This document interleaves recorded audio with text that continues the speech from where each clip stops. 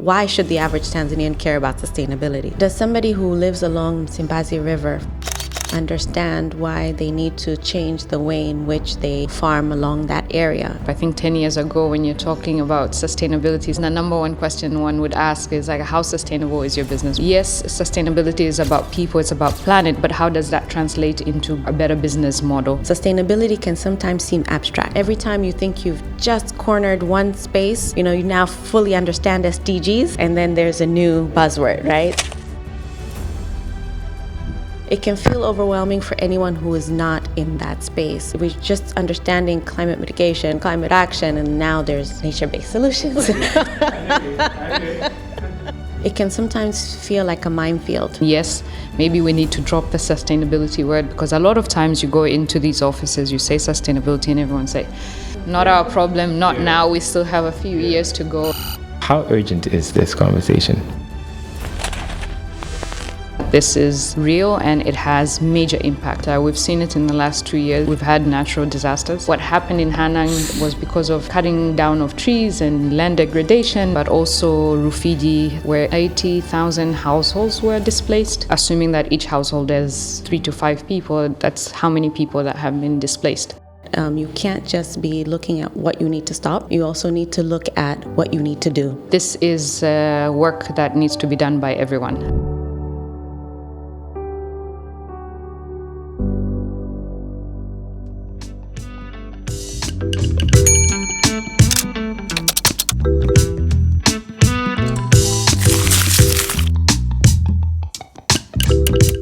Greetings, everyone. Welcome. I hope you're keeping well. My name is Christopher Shire, and I have the wonderful pleasure to invite you to episode number 1 of Sustainability Bongo. The correct way of saying that is actually Sustainability Bongo, because the core aim of this is to answer questions and to have conversations that help us understand if this conversation about sustainability is actually relevant here in Tanzania. So over here, what we'll be doing is we'll be educating one another, we'll be demystifying some of these harder concepts, and also we'll be putting a spotlight on businesses, leaders, and innovators who are actually applying these sustainable practices as we speak right now. So thanks to our collaborators, CEO Roundtable and IUCN, which stands for the International Union for the Conservation of Nature, with whom we've collaborated to make this a reality. Now, without further ado, I would like to kick off the first conversation, which is really going to be around, is this conversation really important for us? And with me are 2 very phenomenal leaders. One who has been in the technology, social impact, and sustainable development space for over a decade. This is none other than the External Affairs Director at Vodacom Tanzania and also the Director of Vodacom Foundation Tanzania, as well as another leader who has been phenomenal in the private sector, leading good governance, growth and prosperity, as well as ethical leadership. This is none other than Santina Benson, who is the Executive Director of CEO Roundtable. Karibuni sana. Asante. Karibuni sana sana. It's lovely to have you today. And as mentioned, we're going to be having a conversation. And the goal of this conversation is really just to digest these harder concepts and help the normal non-sustainability managers in the corporate setting, the entrepreneur, the person that's starting their own small business, really begin to understand this conversation, because it seems foreign and dare I say it even seems irrelevant to most people. So I would like to start off with the most basic question, which I think I'm going to start with you, Zuena. In your own words and in your own context in business, how would you define sustainability in your context, like in the most human way possible? Thanks, Chris. So, sustainable. So for the longest time, at least, now wear many hats here. As a startup, I think 10 years ago, when you're talking about sustainability, someone talks about longevity of their business. That was the number one question one would ask is like, how sustainable is your business? Which is true. It's about the longevity. But I think in this context, when we talk about sustainability, we're talking about people, we're talking about planet, and prosperity. That sort of encompasses everything around empowering people. In our world, the digital world, it's really about the skills, the skill set, the human capital, and bridging the digital divide. When we talk about empowering people, we're also talking about literacy, digital literacy, financial literacy, and all this literacy around many of the services that we do offer, and how we make sure that every citizen has equal opportunities to participate in what the different opportunities that we give, and through our products and services. When we talk about planet, it's really about responsibility. The footprints we leave behind, making sure that they do not impact or destroy the planet, making sure that there's effort in understanding, but also ensuring what we do does not harm the environment, but rather protects the environment or protects the planet in general. And then prosperity is just, I think, all-encompassing. It's really about growth. It's really about equality. It's about equity as well, and people in general, not just yourselves or as an organization. You're not alone. You tend to look at it as a big net, and how everyone and every person weaves into that net equally, and togetherness around how we protect the planet, but also empower people. So that's my definition of sustainability. It's people, planet, prosperity. Yes. No, I love the fact that you use the word citizen, because I remember in one of these conversations with one of the leaders in this space, they were saying it's so important to rephrase how we address our, sometimes we even call them users, or customers, because when you assign citizenship to them, there's an aspect of humanity that you tend to have, which I think is wonderful.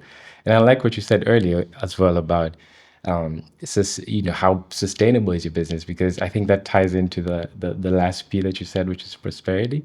And it's really interesting, because I think oftentimes when we hear sustainability, sometimes we even use it synonymously to climate change or climate action, but there's so many other things that you've just mentioned, as well as literacy, bridging that divide. So I think it's absolutely a wonderful way to define it. Now, I think maybe just in conjunction to that, I want to ask you something as well. Not the same question, but something differently. I know, working in the private sector for as long as you have, and meeting all of these different business leaders, and even now with the collaboration and partnership with IUCN, I'm really curious to know I want to ask the same question, but through a different lens. Like, what is your understanding of this space from the private sector, and also from the partnerships that you've been doing as well? So how would you define, or how would you speak on sustainability as well? Thanks so much for that, Chris, and thanks for this opportunity. And hongera sana for this first episode on Sustainability Bongo.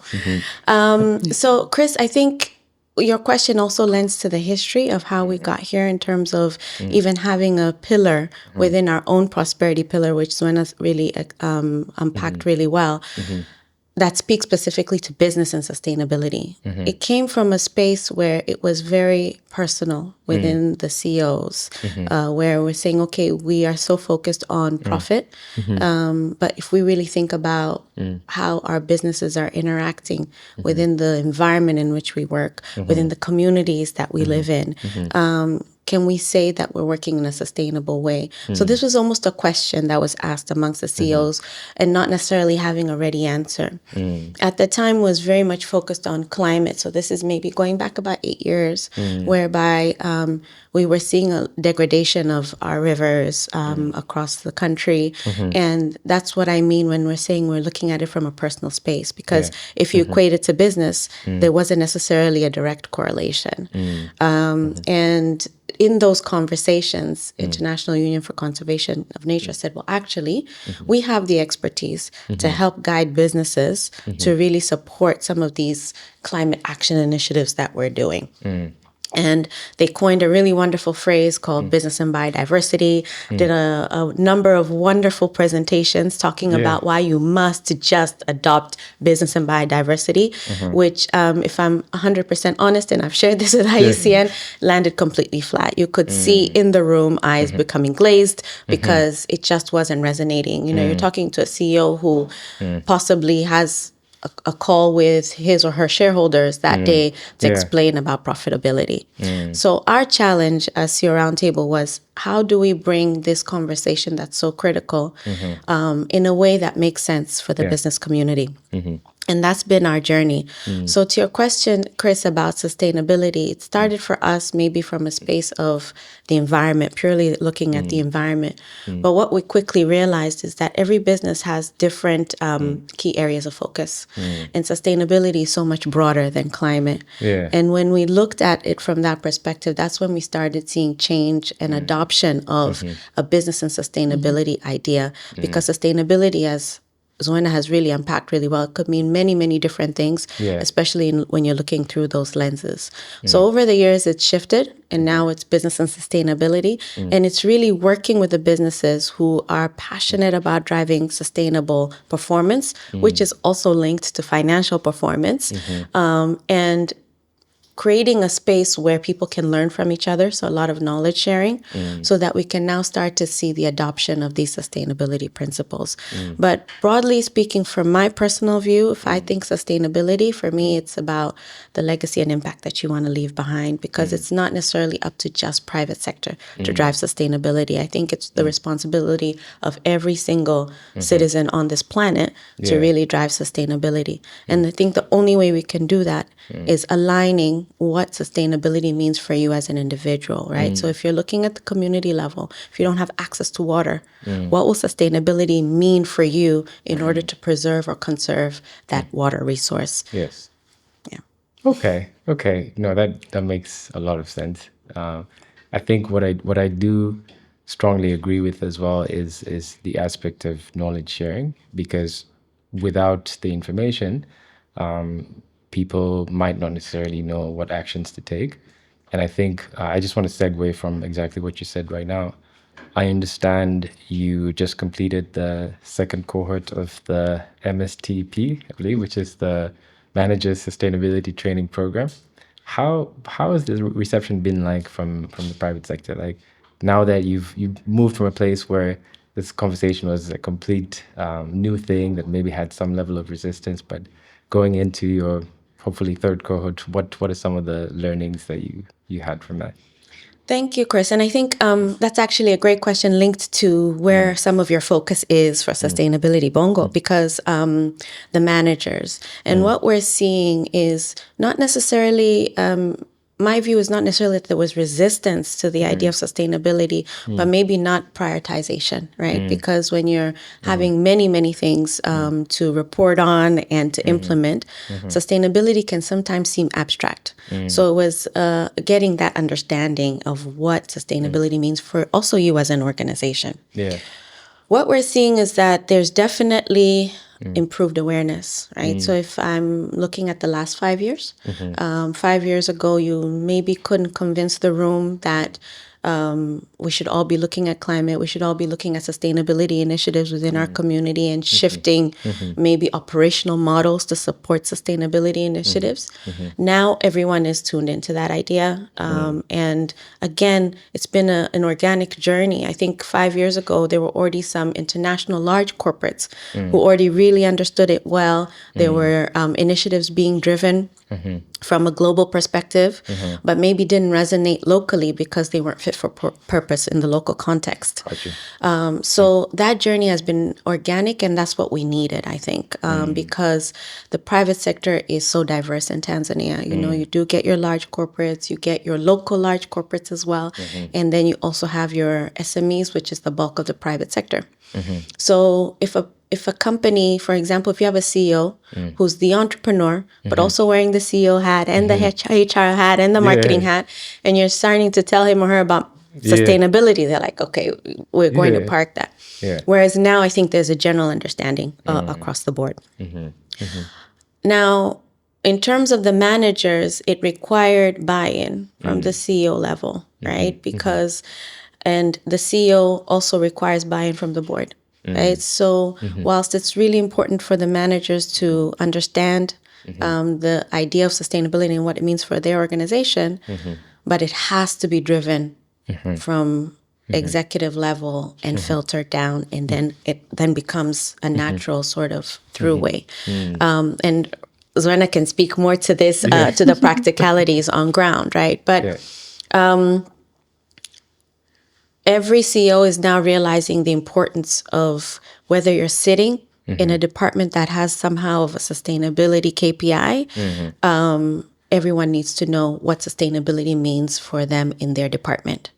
And what I mean by that, Chris, is if you have sustainability parameters that you're measuring, right? And now if we take the financial sector as an example, because their regulator is ahead of the curve on that, right? So they have some key and stringent sustainability parameters to report on. It's not enough for it to be sitting in a siloed department because it impacts every single department. So it looks at credit origination, for example. It looks at when you are in HR and you're employing or your intention or your succession planning. How many females are within your EXCO, right? That's a sustainability parameter in terms of inclusivity. So there is no option but to actually adopt sustainability within your organization. Now, to your point about manager sustainability training program, the reception has been wonderful, right? So from the first cohort to the second cohort, we're just seeing an increase. And what we saw in the first cohort was a diverse group of stakeholders, which was, we were pleasantly surprised because, for example, I gave the where the banking sector is now. So they're a little bit ahead of the curve, I would say, even the MNOs, right? Because of a lot of regulators and also what they're doing possibly globally that is positively impacting us. But we had mining companies in the room. We had healthcare in the room, right? All of them are already doing something and want to make sure that they streamline that against their different functions. So we're really excited to see the diversity, although the financial sector continues to dominate. So we'd love to see that continued balance. And what we're also starting to see on my final point is an increase in SMEs as well, right? So they're wanting to understand how they can embed sustainability within the organization so that they can feed into the supply chain of the large corporates who will have sometimes, you need to tick a box in terms of even as simple as how are you recycling your waste, right? And if you're a vendor who can provide that, it gives you an competitive advantage over your competitors. Yes. No, that's. I tend to agree with that, especially with looking at the banking sector. When you do have BOT setting out frameworks and things to report on as well, it really does kind of create that expectation from the players in the space. And I was actually going to ask the same thing from an MNO's perspective, but I think you touched to it as well. Vodacom, for example, being a regional and global company. Would you say that perhaps the reception there was a little bit more, how do I say, better received because this is coming in from the global office, if you will, or was it different in terms of implementation? Because I know you guys are also quite ahead in terms of even your reporting. I was just going through the ESG snapshot that was published in March earlier this year, and there's quite a lot of impressive things that have been reported on, even down to Scope 3 emissions, for instance, which is normally harder than to track. So how has the experience been like from a Vodacom perspective? Maybe just to first segue from Santina's in terms of capacity and as well as I think there's a huge gap when it comes to understanding and as well as the technical component. I myself, I'm good at telling a story, but when it comes to compiling that data, it's not my forte. It's not my expertise. There are people that are responsible for that, and I think as a nation we need to invest, especially our academic institutions. I think there's a need to look beyond just environmental conservation and your biodiversity experts, but it's also the reporting component and whatnot. One thing I've noticed, and I think that a lot of times it's very difficult when we talk to our Vodacom group, we are always about reporting how many, the numbers. I'll give you an example. Like we've registered 3.2 million farmers. But we use it as a blanket and just say we registered 3.2 million farmers. But where are those 3.2 million farmers? What is their household income? How is your product and service actually really impacted? So over the course of the last 3 years, we have a data owner in each and every department that submits that data. But over and above them submitting that data, there is different workshops that they go through around what does that data actually mean? What other data within that data could you actually capture that would translate into impact and prosperity, or something that we could do better or shape better so that we actually empower people or protect the planet. And nowadays, we don't just report 3.2 million farmers, but we say 3.2 million farmers, X are active on the platform, X percent are women, X percent are male, X percent are under the age of 25, and it better informs us as an organization, and that's the takeaway or the positive aspect of it in terms of how do we innovate our products so that we can capture a bigger market. And I always use that as a business case, and I say that yes, sustainability is about people, it's about planet, but how does that translate into better business or a better business model?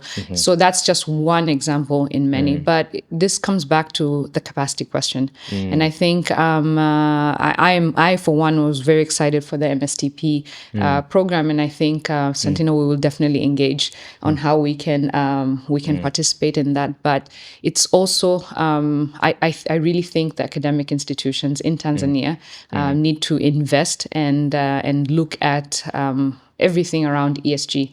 A lot of times we talk about ESG, everyone runs to the environment component, and then your social and governance part is just an oh, by the way. And when you talk about ESG, someone will say net zero or this or that or that. So there's always those buzzwords that usually come together. No, for us, I think it came naturally because of the support we have from Group as well as Vodafone. Vodafone is a public listed company in London Stock Exchange. Vodacom is Group is a listed company in South Africa. We are a listed company here in Dar es Salaam.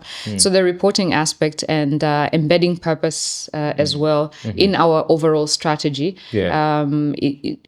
Naweza kusema sio kwamba imetulazimisha, but it's part and parcel of what we do. And when Santina talked about how sustainability should be in each and every department, for us we say purpose is everyone's job. So you look at HR beyond the female quotient or literacy skills or training hours and whatnot. There's the health and safety component. You have your fleet and facilities that also reside in there. And it's really about responsible business practices. If I look at our IT department, it's not really just about them billing our customers, but how do they use the state-of-the-art technology to ensure that privacy is at the very top of what we do, making sure that our customers' data is protected, making sure that they feel that they're protected. Recently, we launched an initiative around protection of child abuse online. So whether it's bullying or content that is not safe for children's use, that's something that we're embarking on, and we hope that in the next year or year and a half, we'll be able to restrict when a child is actually using a device, that they're not exposed to content that is not for their age or not fit for them. So that's, you look at that from the IT side. If I go to our external affairs, there's something we call green claims. How do we communicate around our sustainability? We're not there just to brag or to call press and say that this is what we do, but basically, how do we also use that opportunity to educate the masses around how they as well can take initiatives on their own to protect the planet. So there's quite a lot that sits everywhere.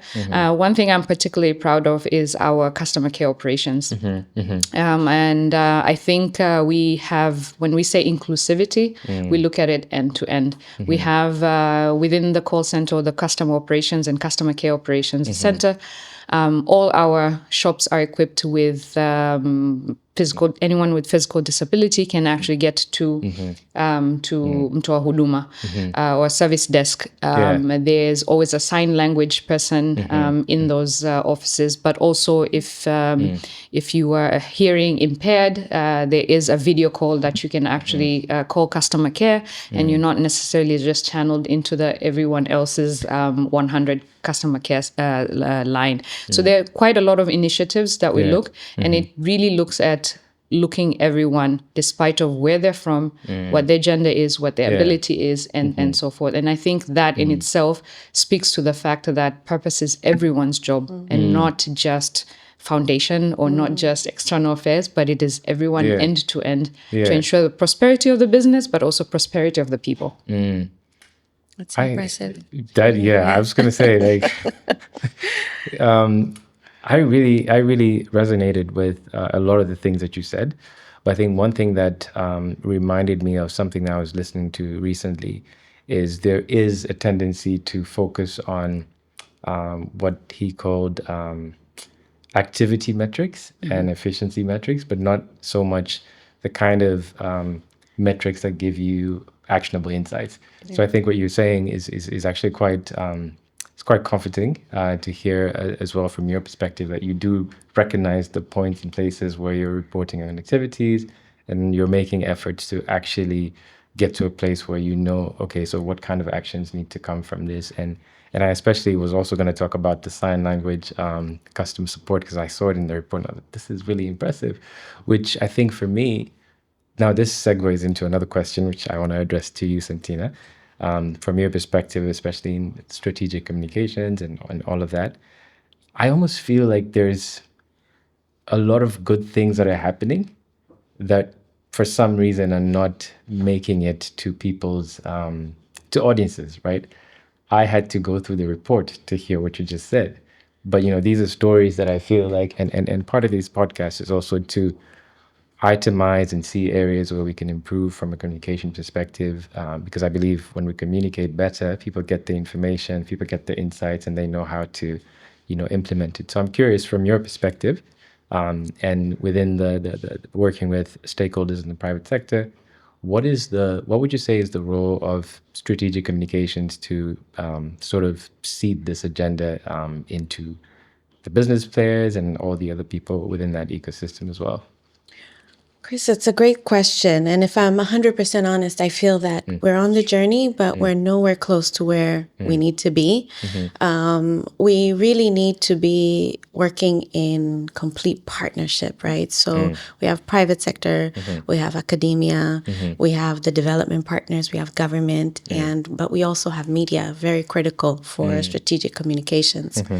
But, Chris, you wanted to unpack and demystify the idea of sustainability, but we're all in that journey. right? So we're all learning as we go along, right? So it can sometimes feel like a minefield because there's so much, and every time you think you've just cornered one space, you know, you now fully understand SDGs, and then there's a new buzzword, right? So it can feel overwhelming for anyone who is not in that space. And this is one of the areas where I see a roundtable. We've been working with IUCN, almost challenging each other because we need to find that middle ground that works, the language that works, right? Because we're just understanding climate mitigation, climate action, and now there's nature-based solutions. So for the average person, this can just seem like, you know, somebody else's idea. So the strategic communications element is possibly one of the most critical elements. So congratulations to you with Sustainability Bongo. That's one important area, but also the role of our media overall. And when we were first looking at this phase that we're working on with IUCN, one of the awareness, the first phase is awareness across all stakeholders. And one of the workshops we did was with media editors to first of all understand even where they were. And it was really interesting for us because, you know, it's a learning journey for us as well. But it was really interesting that within the media fraternity, they actually have a whole association that's actually focused on, it's not necessarily sustainability, but it's environment. And like Zuena said, historically, we've always been thinking of sustainability linked to environment. So it's still going to be a journey where the sustainability angle has to move beyond the E sort of pillar. And there's a lot of work that needs to be done in terms of capacity and understanding even what this are. And I think one great area, you know, Zuena said her expertise is in storytelling. And I think that's really where we need to be at this stage. There's going to be those technical people who come in and do their work, which are the likes of IUCN, because they're technical on that space. But does somebody who lives along Simbazi River, for example, understand why they need to change the way in which they, you know, farm along that area because they're conserving the water? And if I take back to private sector perspective, the likes of Tanzania breweries, so they also recently launched their sustainability report. And they're doing amazing work. And they're doing some of the work that Zuena mentioned, which is not reporting just on numbers, but in terms of impact. Okay, so if, for example, you're able to conserve water in that area, what will it actually mean for the communities? What will it mean for the farmers? And ultimately, how can it help TBL also change their business model or operational model to do better, right? So when you're working in an area and you're looking at how you're impacting that community, that's, I mentioned at the very beginning that for me, that's really sustainability that has long-term impact and that will last, because you're not doing it in a space where you're sitting in an office and saying, we're going to plant a forest, right? You're actually working with that community on ground. But how are we communicating? So that sustainability report has been issued within, you know, it's online, it's available to anyone who wants it. But do the communities know that the work they're doing in terms of planning differently, et cetera, is actually linked to a lot of parameters within sustainability? And that's where we need to start to find that. The strategic communications is not filtering down there. So if you're looking at it like a funnel, maybe, right? And maybe you need to reverse that funnel because there's a good understanding at the top level. You're talking about managers. We're still not there yet. We heard even Zuena attest. We're not there yet. And I think if I just mention quickly about those managers, for me, it's about understanding that even if they're adopting sustainability parameters within their work, their KPIs will actually be delivered on, right? Because they will be more profitable. So they need to learn how that can work and then streamline it down to the communities in which you work as well, so that and change that conversation. It won't be similar to the conversation we're having now. The conversation will definitely have to change and make it make sense. So strategic communications, we need to do a lot of work. And maybe I challenge you, Chris, right? Because that is also an area that you're an expert in. Really working with media, working with others who are passionate. And I think the passion element is really important. I think you can tell the three of us here are very passionate about this. So if you get somebody who's not, how do you communicate with that person in a way where they can actually come onto this journey? And can I give one quick example in the private sector space where communications has been a game changer. So we have one of our companies who was on the sustainability journey, possibly from 6-7 years ago, wanted to do an energy transition model for their business, which is in logistics, primarily in logistics. Despite, the challenges, because there are a lot of challenges if you're going to change your operational model from traditional fuel to more energy efficient fuel. And despite those, because there was buy-in at the top, they were able to change that and have it. Now they've achieved an ROI, I think, of less than 5 years, right? Which for the logistics sector, that's significant, right? Now, in communicating what that company did, how they went about changing their business model, how it's actually made business growth for them, because now they're able to access other corporates that maybe they weren't able to, because those corporates also have to tick, in terms of carbon emissions, etc. It's actually made their business grow. Now you hear other logistics company here listening to this, and they're like, wow, we had no idea that actually if we changed our business model, it would mean that we can have a great ROI in such a short time. And actually, in terms of stakeholder communication, in terms of community engagement, what it would mean. So knowing who you're communicating with, how you communicate it, can really, really impact in a way that is so tangible beyond even just the immediate, what you would see now. Okay, no, that's really comforting to hear, actually, with the example that you gave. Work in progress. Yeah, no, I mean... And maybe just to add on to that, I think one of the best examples to use around strategic communications, and I don't know if this is a win or a fail, is the whole concept around clean cooking. I feel like clean cooking is a conversation we have in boardrooms, and it does not necessarily translate to the masses, and the masses are the one that actually need to understand what are the impacts of, cutting down trees and, using charcoal and whatnot, and what does clean cooking actually mean. If you go out there and you speak to people, when it comes to clean cooking, the first word that comes to their mind is nishati safi. The second, it's expensive. The third is that my food still tastes better when I cook it this way versus that way.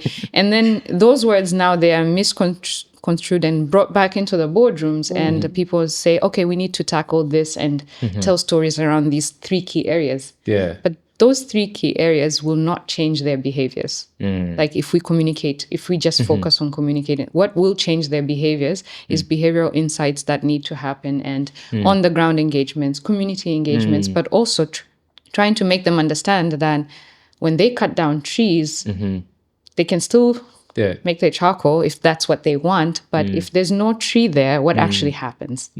That waterbed goes lower, that this happens, that, erosion could happen, landslides could happen, which we're seeing now every day. What happened in Hanang was because of, cutting down of trees and land degradation and whatnot.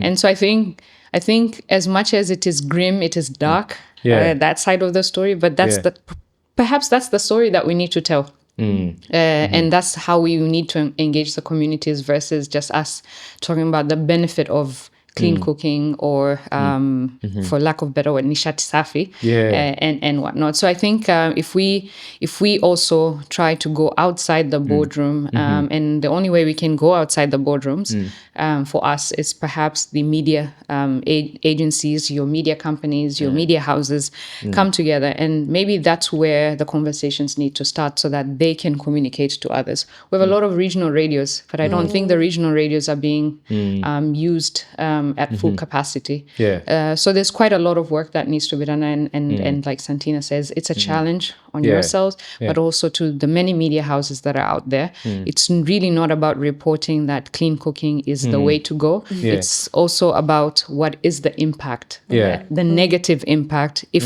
we keep continuing cutting down trees and using energy that is not safe for us.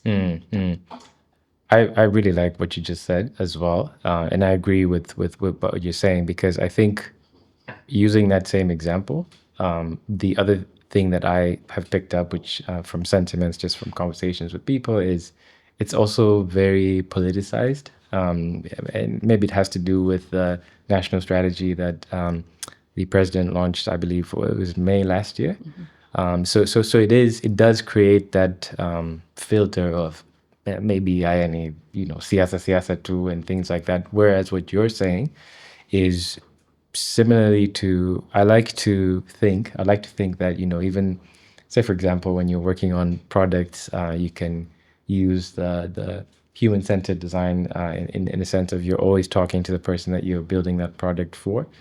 I tend to think even when it comes to communication, it could be the same thing, where if the ultimate goal is to change behavior or to get some action from the communities, then maybe you engage them differently. Maybe you ask them questions. Maybe you really try to understand what are the triggers from their side, and then you curate your communication in line with what they're saying. This episode of Sustainability Bongo is brought to you by CEO Roundtable in partnership with IECN via the Resolve NBS initiative. Under its business and sustainability agenda, the CEO Roundtable has been working with the private sector in integrating sustainability in their respective business strategies. The Resolve NBS initiative is a very practical way of showing how nature-based solutions can create real impact right here in Tanzania. We're so proud to have them as our partners on this journey as we decode Tanzanians' sustainability story. I'm going to wear a hat of a cynic here. And I'm going to say, what does cycling have to do with preserving biodiversity, for example? Oh, God. Is it cycling or is it the event? No. Health, of course. Health, of course, yes. No, but a cycling machine doesn't use any energy other than the human energy. Right, but yeah. I think it's really around. There's quite a lot that ties into this. This is a tough question, guys. Yes, but it's layered intentionally. Yes. No. So what does cycling have to do? I think around the world or globally, people take cycling as a means to cut their use of unnecessary use of energy. And you see that in all big cities, whether it's in Amsterdam, it's in New York, it's in London and whatnot. I mean, last 15 years, you could see there's a bus lane and then there's a cycling lane. And I think we're the only big city, and I dare to say we are a very big city that does not have bike lanes, but coming soon. Yeah.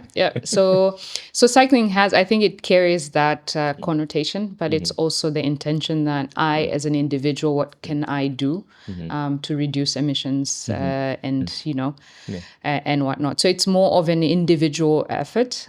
When it comes to Twende Butiama, I think it cuts both ways. One, the event is there to honor the legacy of the father of the nation, of which it also stems from his main philosophy that the development of the people will come if the people are involved.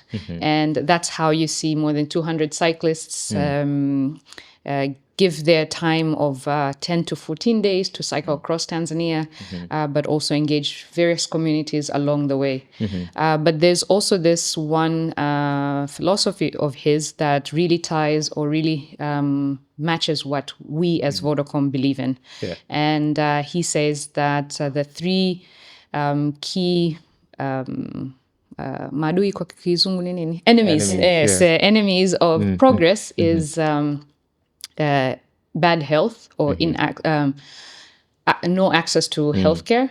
Second is ignorance, of which he says ni ujinga, or comes from lack of education. And then the third is the environment, meaning if we don't care for the environment, then we will never develop. And you see that throughout that 14-day journey, we reach schools, whether they are in need of refurbishment of the schools or they're in need of different equipment. And we focus more on children with special needs. And that's because, for the most part, we know that 6 million Tanzanians Tanzanians with disabilities. However, that is a number that we have as data. Sometimes you go to communities and families still are not ready to admit that their child is either suffering from cerebral palsy or any other disability that is there. And I think those engagements that we do have is to encourage them that education is an opportunity for all, regardless of your ability or inability. And I think that over the last 3 years, since we partnered with Twende Butiama, we've reached more than 15,000 children with special needs. And they are participating in their classes based on the assistive devices that we've given them, or just because of engagements with their families to allow them to go back to school or back into the classroom. So that's on the education. But on the environment side, we say we plant trees, but more than just planting trees, it's really about bringing back that culture that Tanzanians used to have. And it's still there, but it's not as prominent as it used to be back then. Where when you start school, you're given a tree, you go plant it, and you have to take care of it until you're done. Either 7th grade or 4th grade, or when you move to another school, right? And that is what we've been doing. We've established environment clubs in the various schools that we go to, and we're seeing more children being more responsible about the environment. You go to the schools that we have engaged with or we have supported with, you see various artwork that's on the walls, on the trees and whatnot, talking about environmental conservation. Do not cut a tree, it provides you with the shade so that you can read and whatnot. And I think that's the generation we want. If we want to go towards this direction of a sustainable Tanzania, then that is where it starts. And it's mainly primary students that we engage with. And we see the energy, we see the passion, and I hope that we see it grow to something that is bigger. Just yesterday, I was talking to one of our participants who was 16 years old. That participated throughout Ilakiza. She's a girl, and she got a scholarship to a university in Canada to go study environmental conservation, but also all things ESG and whatnot. And to me, one is that that trip inspired her to take on that journey because she saw what is needed. It was the first time she was actually going through 13 regions in Tanzania. She saw the different landscapes out there. She saw how dry some of these areas are and whatnot. And she has taken it upon her that this is my passion, this is my journey, and this is what I want to do. She just graduated high school. She got that scholarship, and in January, she'll be leaving to Canada. And I think that is what we need to support and grow. And so that's the essence, and that's how cycling sort of ties into all of this. That's an amazing example. That is literally inspiring someone to take a completely, maybe they hadn't thought about it before that tour, and I think that's planting a seed more than just planting a tree. Yes, absolutely. That's amazing. Well done, you guys. Thank you.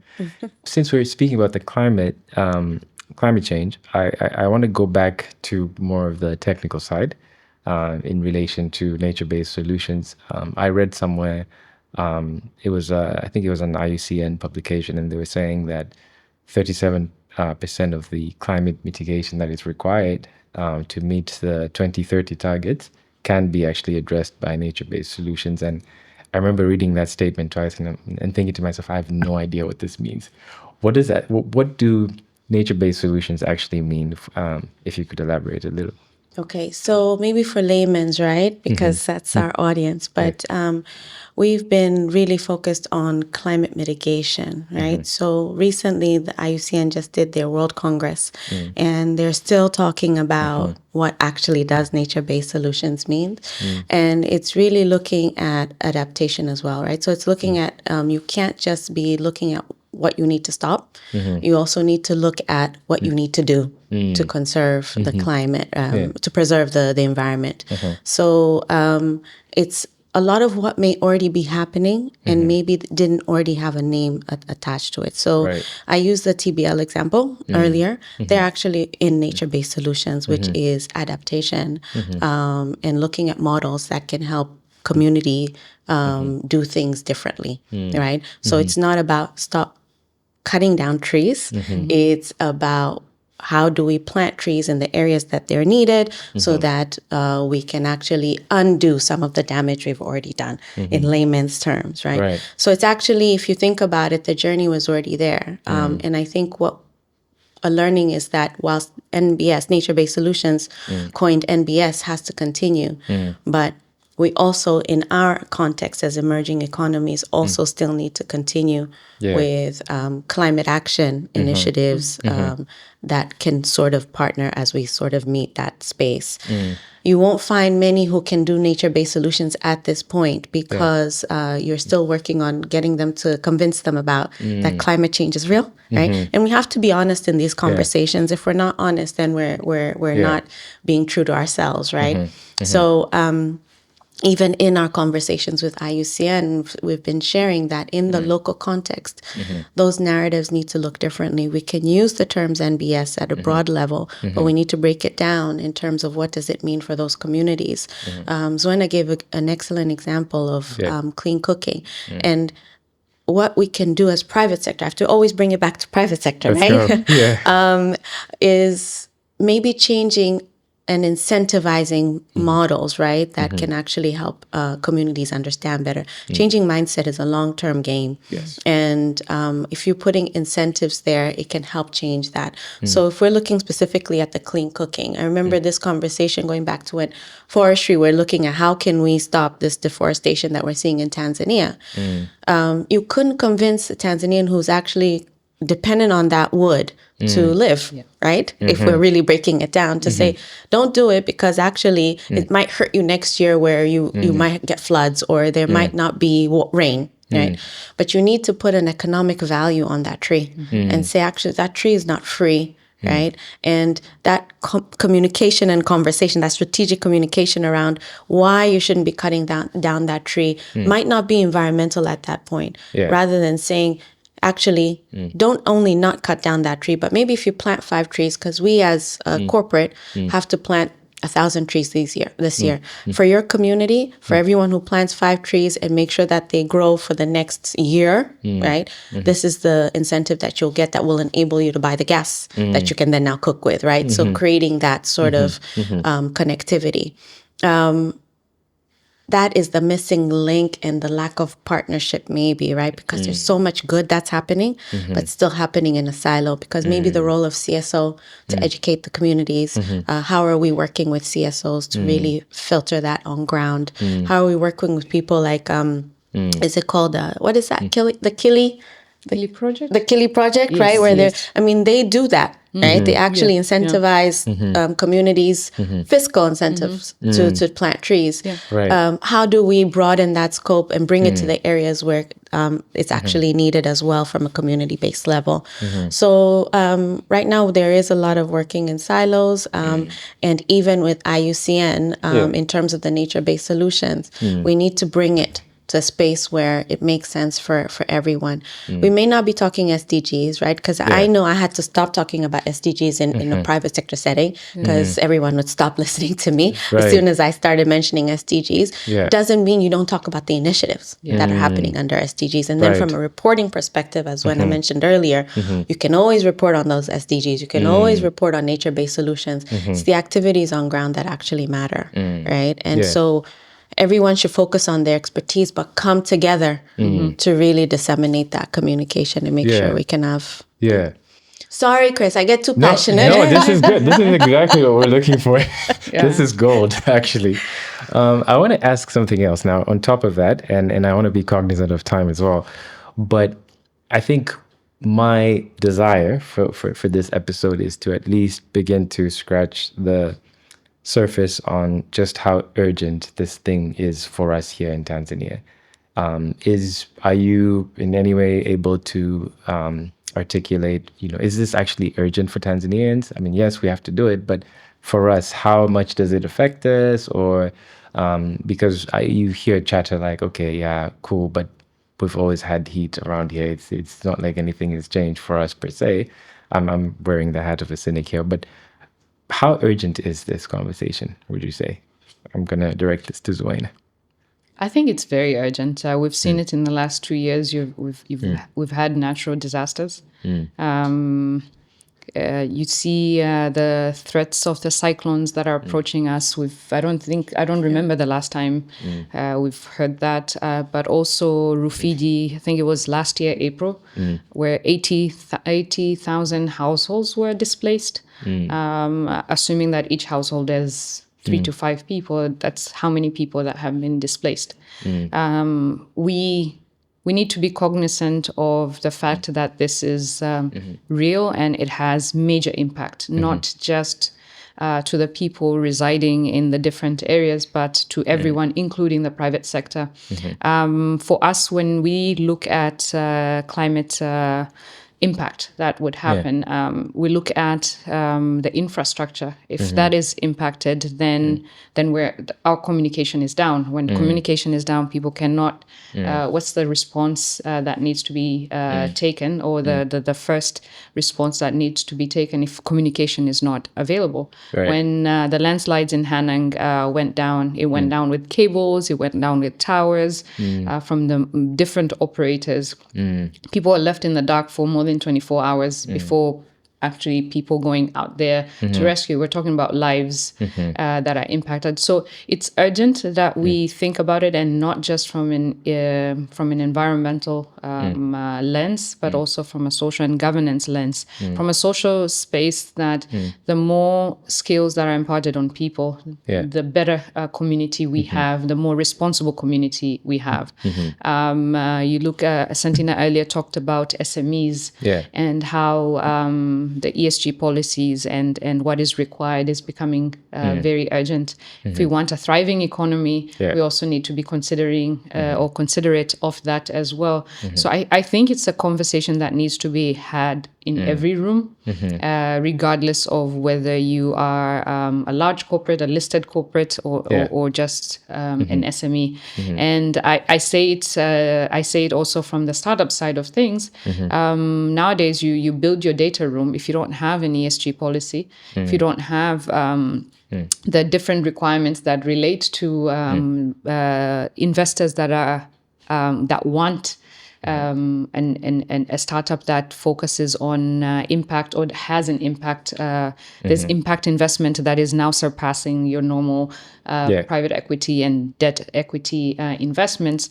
How do we look at that as well? So I think it's an important question to have. But in one sentence, I think it's people, planet, profit. And then prosperity and then profit. But if I were to drop the prosperity part or the people and planet part, but it's prosperity and then profit.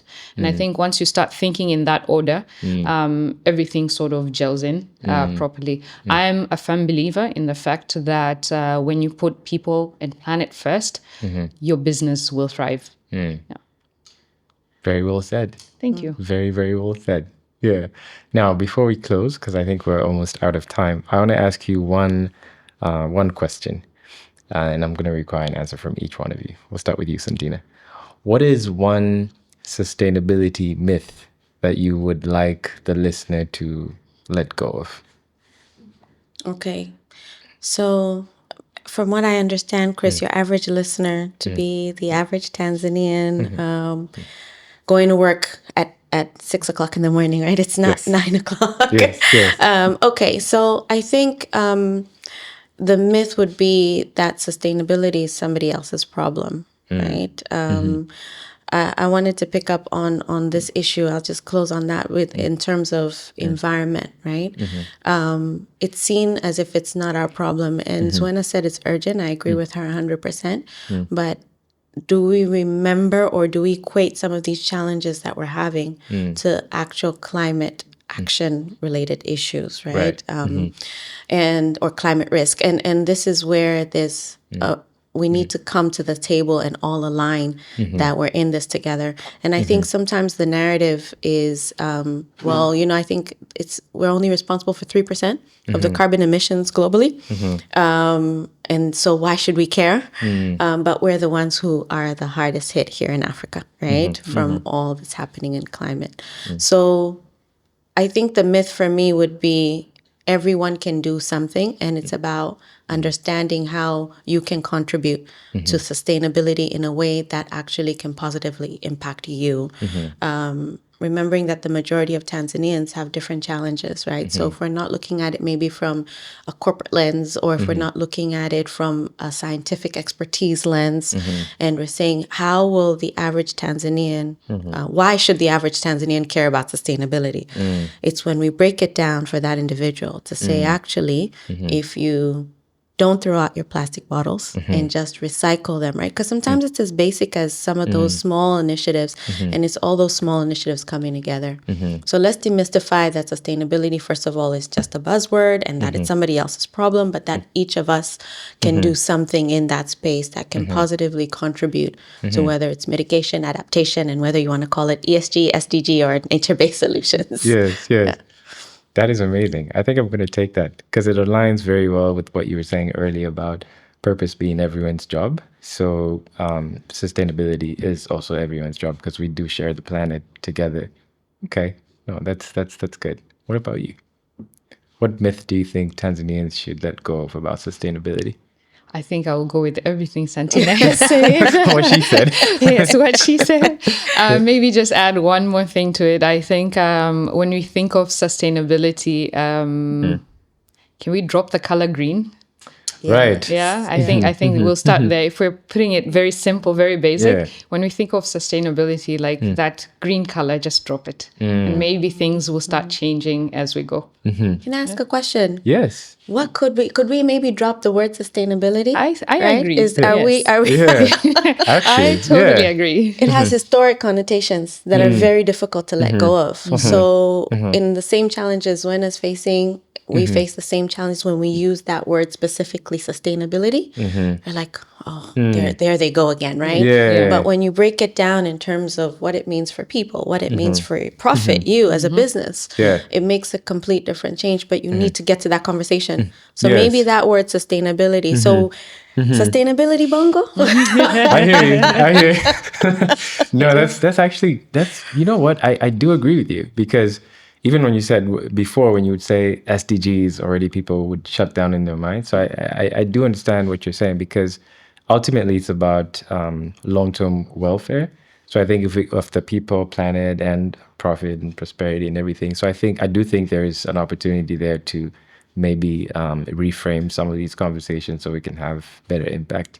Yeah, and maybe just to add on to that, I think as Santina said, I think a lot of times when people talk about sustainability, the first go-to entity is the private sector. But this is work that needs to be done by everyone. Your CSOs, your NGOs, your government, which is the holding pot for the big tree. But I think it's everyone's job, and we just all need to come together. And yes, maybe we need to drop the sustainability word, because a lot of times you go into these offices, you say sustainability, and everyone say, not our problem, not now. We still have a few years to go, and So I think maybe it could come to the fact that we need to drop that sustainability word, or maybe not drop it at all, but see a way on how do we actually communicate it when stakeholders are in the room, and when you bring up that word, you don't get a pushback. You already have buy-in from everything you said earlier. Okay, no, that's amazing. Zuena, thank you so much for your time. Santina as well. I really do appreciate the insights. I think the major thing that I've taken away here is that sustainability or long-term welfare for everyone is everyone's concern. And I think there's an opportunity to collaborate and to partner, but more importantly, to also tell better sustainability stories so we can have the kind of action that we need.